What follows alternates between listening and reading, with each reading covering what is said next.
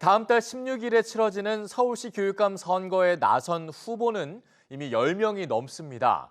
이 출마자 수가 지난 2022년 선거의 2배가 넘는 건데요.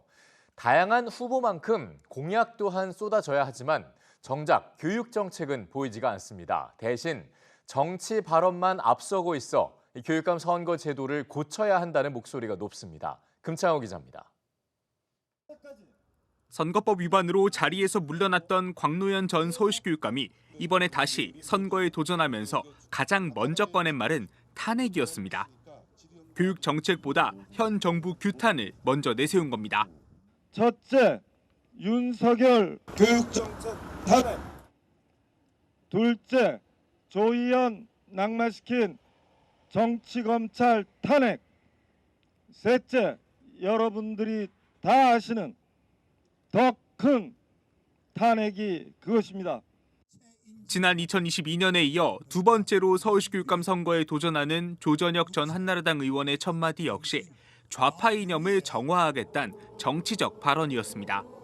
지난 10여 년 기간 동안 서울교육은 조희연 교육감으로 대표되는 좌파 세력들에 의해 황폐화되었습니다.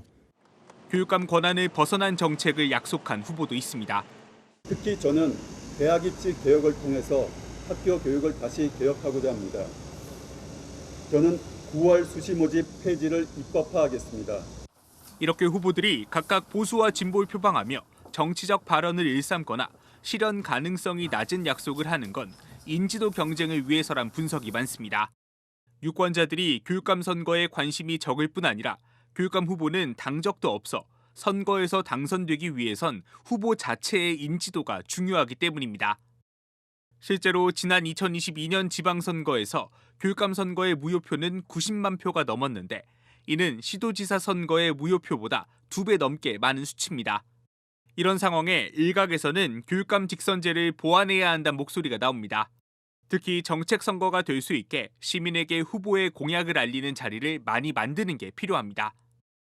시도지사 토론회는 수차례 잡히지만 교육감 선거는 공식적으로 한 번밖에 잡히지 않습니다. 공영방송을 통해서 그리고 여러 가지 SNS를 통해서 공개 토론을 자주 할 수 있도록 하는 방안.